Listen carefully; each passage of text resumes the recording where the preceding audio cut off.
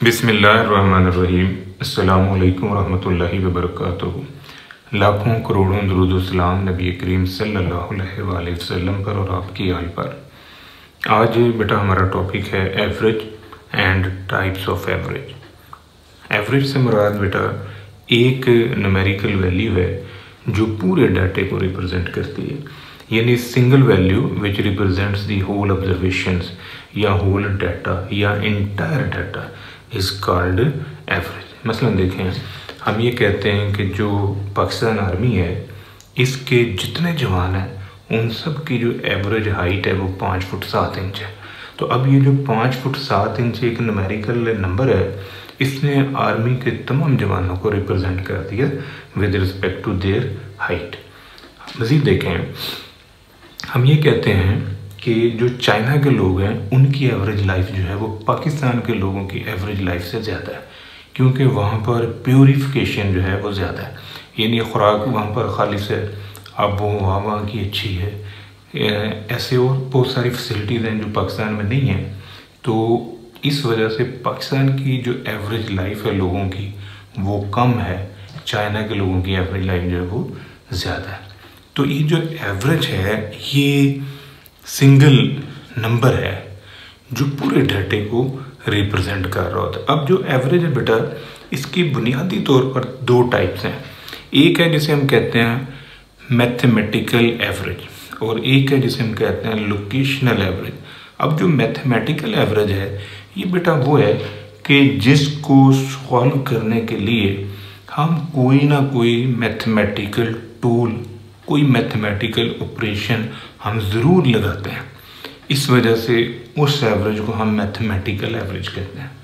जबकि दूसरी तरफ जो एवरेज है जिसका ताल्लुक लोकेशन से है, यानी हम उस वैल्यू की लोकेशन को देखते हैं कि भाई वो डाटे में कहाँ फॉल कर रही है, तो इस वजह से उसे हम कहते हैं लोकेशनल एवरेज। जो मैथमेटिकल एवरेज है उसकी फिर 3 आगे टाइप्स हैं। एक है जिसे हम कहते हैं अर्थमेटिक मीन, एक है हार्मोनिक मीन और एक है ज्योमेट्रिक मीन। अब जो अर्थमेटिक मीन है इसकी फिर फर्दर 2 ब्रांचेज हैं, एक है सिंपल मीन और एक है वेटेड मीन। इसी तरह जो लोकेशनल एवरेज है इसकी 2 टाइप्स हैं, एक को हम कहते हैं मीडियन और एक को हम कहते हैं मॉड। अब हमने इन सारों को 1 बाय 1 जो है ना वो स्टडी करना है। तो पहले हम करते हैं अर्थमेटिक मीन को। अब अरिथमेटिक मीन जो है ये रेशो है, यानी रेशो है between sum of values and the number of values, कि आपके पास से जितनी वैल्यूज हैं उन सारी वैल्यूज का सम ले लें और उसे आप नंबर ऑफ वैल्यूज पे डिवाइड कर दें। तो ये जो रेशो है between sum of values and number of values that's called arithmetic mean. मसलन देखें, आपके पास एक सैंपल है, उस सैंपल के अंदर n वैल्यूज हैं, यानी x1, x2 up to so on xn, ये n वैल्यूज का सैंपल है। आपने सैंपल की सारी वैल्यूज को प्लस किया और कितनी वैल्यूज थी उस सैंपल के अंदर n, तो हमने उसे n पे डिवाइड कर दिया। तो इससे जो हमारे पास आंसर आएगा उसे हम कहेंगे अरिथमेटिक मीन। मज़ीद देखें कि इसी ये जो हमने रेशो जनरेट की है sum of values over number of values, इसको अगर हम इस सिंबल में क्लोज कर लें, यानी ये जो सम है ये सिंबल जो है इसको सिग्मा कहते हैं, सुमेशन कहते हैं। यहाँ पर x जो है ये वेरिएबल है और i जो है ये सबस्क्रिप्ट कहलाता है, यानी सबस्क्रिप्ट से मुराद होता है कि वेरिएबल की लेंथ को इंडिकेट करने के लिए जो क्वांटिटी इस्तेमाल की जाती है दैट्स कॉल्ड सबस्क्रिप्ट। अब यहाँ पर हमने i रखा हुआ है, i varies 1 up to n। इसका मतलब है कि इस वेरिएबल की पहली वैल्यू जो है वो x1 है और आखिरी वैल्यू जो है वो xn है। तो सारी वैल्यूज को, यानी x1 plus x2 plus x3 and so on plus xn, सारी वैल्यूज को प्लस किया जाएगा और फिर नंबर ऑफ वैल्यूज पर डिवाइड किया जाएगा। ये जो सिंबल है ये ग्रीक लेटर है जिसे हम सिग्मा कहते हैं, जो यूज़ किया जाता है फॉर समेशन या फॉर एडिशन। अब ये जो मीन है बेटा, इसको सॉल्व करने के हमारे पास टोटल जो है ना 3 मेथड है। एक है जिसे हम कहते हैं डायरेक्ट मेथड। अब डायरेक्ट मेथड इसे इस वजह से कहा जाता है बेटा कि वेरिएबल जिस फॉर्म में हमें दिया जाता है हम उसे वैसे ही यूज़ कर लेते हैं, यानी हम उस वेरिएबल के ऊपर कोई एडिशन, सब्ट्रैक्शन, मल्टीप्लिकेशन, डिवीजन कोई टूल यूज़ नहीं करते। हम उस वेरिएबल की तमाम वैल्यूज़ को प्लस करते हैं और प्लस करके उसे नंबर ऑफ़ वैल्यूज़ पर डिवाइड कर देते हैं, यानी sum of values over number of values. तो इस वजह से इसको हम डायरेक्ट मेथड कहते हैं। अब ये देखें बेटा, दूसरा मेथड है शॉर्ट मेथड। अब शॉर्ट मेथड में हम क्या करते हैं, हमारा डाटा जो है वो बहुत हैवी होता है।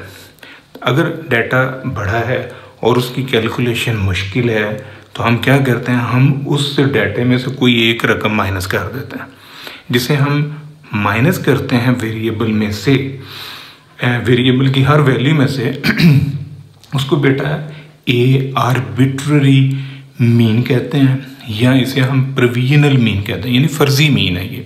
अब हमने क्या करना है, हमने वेरिएबल की हर वैल्यू में से ये ए कोई रकम है जो कि माइनस कर दी, तो इससे हमारे पास बना डी। अब हमने डी वेरिएबल है उसको प्लस करना है, नंबर ऑफ वैल्यूज़ पर डिवाइड करना है, और फिर जो यहाँ पर रकम आपने माइनस की है वो यहाँ पर आके प्लस हो जाएगी, यानी A plus summation D over N. अब यहाँ पर बेटा एक पॉइंट बड़ा समझने वाला है, क्योंकि आमतौर पर हम यही करते हैं कि एक्स में से कोई रकम निकालते हैं, यानी एक्स में से कोई रकम निकालते हैं, हम डेविएशन लेते हैं, डेविएट करते हैं वेरिएबल को। तो क्या ज़रूरी है कि हम एक्स में से कोई रकम निकालें? हम प्लस भी तो कर सकते हैं। देखिए, अगर आपका डाटा सारे ही इशारिये में गया हुआ है, बहुत छोटी छोटी वैल्यूज़ है, 0.001, 0.002, तो हम उस डाटे को एक स्पेसिफिक नंबर ऐड करके थोड़ा सा बड़ा कर लेते हैं।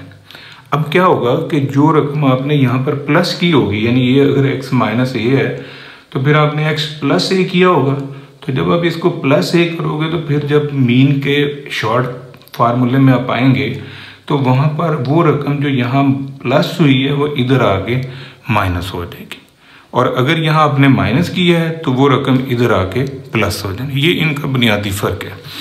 नेक्स्ट देखिए, जो तीसरा मेथड है उसे हम कहते हैं बेटा कोडिंग मेथड। अब कोडिंग मेथड में हम क्या करते हैं, कोडिंग मेथड के अंदर हम डाटे में से कोई रकम निकालते हैं। अब जो रकम हम माइनस करते हैं बेटा उसको कहते हैं ओरिजिन चेंज करना, यानी हमने अपने डाटे का ओरिजिन चेंज किया। और जिस रकम से हम तकसीम करते हैं या हम ज़रब देते हैं उस रकम को कहते हैं स्केल चेंज करना। यहाँ आपने डाटे का ओरिजिन बदला, यहाँ पर क्या किया, ओरिजिन भी बदला और स्केल भी बदल दिया। तो इस टेक्निक को कहते हैं कोडिंग मेथड। अब ये कोडिंग मेथड के ज़रिए आपने ये यू बनाया, यू को कहते हैं बेटा कोडेड वेरिएबल।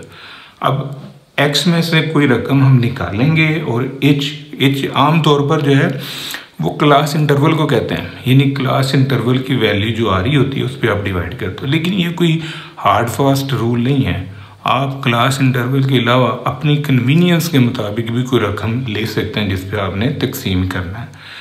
तो अब जो यू निकलेगा वेरिएबल, उस वेरिएबल को सम करना है और इस फार्मूले में आपने ले आना है। ये जो माइनस हुई है यहाँ प्लस होगी, समेशन यू ओवर एन यहाँ पर आपने तकसीम किया है तो ये एच यहाँ पर आके मल्टीप्लाई होगा। ये जो अर्थमेटिक मीन निकालने की ये तीनों मेथड को हमने पढ़ा है, इसकी अब हम एक एग्जांपल के ज़रिए जो है ना वो स्टडी करते हैं, यानी हम किसी डाटे के ऊपर ये तीनों मेथड जो है ना ये लगा के देखते हैं कि क्या आंसर जो है हमारा सेम आता है कि नहीं आता। तो ये देखें ज़रा, यहाँ पर हमारे पास एक क्वेश्चन है जिस पे ये तीनों मेथड जो है ना ये अप्लाई किए गए। ये एक्स एक वेरिएबल है जिसकी ये वैल्यूज़ हैं। अब मैंने x में से 70 माइनस किया, x की हर वैल्यू में से 70 निकाला, ये बन गया 100। ये 100 यहाँ पर रखें, 100 रखें, 100 में से 70 गए, 30 आ गए, 90 रखा, 90 में से 70 गए, 20 आ गए, 50 रखा, 50 में से 70 गए, तो ये -20। इस तरह ये पूरा कॉलम खुल गया डी का। अब इसी कॉलम को आपने प्लस करना है, इस कॉलम को भी प्लस करना है। जब हम डायरेक्ट मेथड में काम करोगे तो इस पूरे कॉलम को प्लस करें और प्लस करके आप ये जो हमारे पास डायरेक्ट मेथड का फार्मूला है समेशन x/n इसमें रखना है। यानी आपने जब तमाम वैल्यूज़ को सम किया तो तमाम वैल्यूज़ का जो सम है वो है 550। तो 550 को 10 पे डिवाइड कर लें तो ये आपके पास 55 आंसर आ जाएगा, 55। सिमिलर पैटर्न यहाँ पर जो आपने डी बनाया, अब इस डी को प्लस करें तो ये आपके पास आंसर आ रहा है 150। अब 150 को आपने बेटा डिवाइड करना है 10 पे, और जो रकम आपने वहाँ पर माइनस की थी 70, यहाँ पर आके आपने उसे प्लस कर देना। तो ये 70 प्लस समेशन डी का आंसर है -150/10। इसको सॉल्व करें तो ये सेम आंसर आपके पास 55 ही आ जाएगा। तीसरा मेथड जो है वो है कोडिंग। अब कोडिंग मेथड में हम क्या करते हैं, कोडिंग मेथड में बेटा हमने u बनाया कोडेड वेरिएबल, x में से 40 निकाला और 10 पे आपने तकसीम कर दिया। यानी 10 पे तकसीम इस वजह से किया कि तमाम वैल्यूज़ को अगर 10 पे तकसीम करें तो वो इजीली हो जाएंगी। ये कोई ज़रूरी नहीं कि हम 10 भी करें, हम 100 पे भी कर सकते हैं, 20 पे भी कर सकते हैं, 5 पे भी कर सकते हैं, वो आपकी अपनी चॉइस है। ये 100 यहाँ पर रखें, 100 में से 40 गए, 100 में से 40 गए तो आंसर आया 60। अब 60 को 10 पे डिवाइड किया तो आंसर आया 6। ये मैंने 6 लिख लिया। यहाँ से 90 लिया, x यहाँ पर रखें, 90 में से 40 गए, आंसर आया 50। उस 50 को 10 पे तकसीम किया, आंसर आया 5। 50 रखें, 50 में से 40 गए, 10 को 10 पे तकसीम किया है। किस तरह ये सारा कॉलम जो है ये जनरेट हुआ है। अब इससे सारे कॉलम को प्लस करें तो आंसर आ रहा है 15। अब ये इंफॉर्मेशन आपने कोडेड मेथड में रख देनी है। यानी ये जो कोडेड वेरिएबल का मीन है a plus summation u over n into h। यहाँ पर समेशन u की वैल्यू आई है 15, a आपने जो रकम माइनस की थी वो थी 40 और तकसीम किया था 10 पे। तो यहाँ पर देखें a की जगह 40, समेशन u की जगह 15, n की जगह 10 और h की जगह पर 10। इसको सॉल्व करें तो आंसर बेटा आपके पास फिर 55 ही आ रहा है।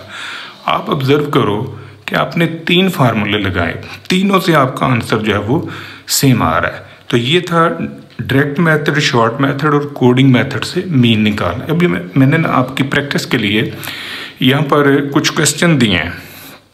यानी एक क्वेश्चन ये compute am by direct short coding method for the x। ये x की वैल्यूज़ हैं, इन वैल्यूज़ को यूज़ करो और डायरेक्ट शॉर्ट और कोडिंग से मीन निकालो।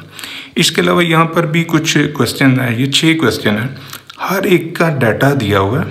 आपने जिस तरह का डाटा दिया हुआ है उस तरह का फार्मूला लगा देना। यानी आपने इसके ऊपर जो है डायरेक्ट मेथड भी लगाना है, शॉर्ट भी जहाँ लगता है वहाँ शॉर्ट लगा दें, जहाँ कोडिंग मेथड लगता है वहाँ पर आप कोडिंग लगा दें। Compute am from the given information. तो ये जो इन्फॉर्मेशन दी है इसको यूज़ करें और ऊपर वाले जो 3 फार्मूले मैंने आपको करवाए हैं इनको आपने अप्लाई करना है। ये आपकी प्रैक्टिस के लिए है बेटा। ये था बेटा आज का हमारा टॉपिक। दुआ में याद रखिएगा। इंशाल्लाह अगली वीडियो के साथ फिर हाजिर होंगे। फी अमान अल्लाह।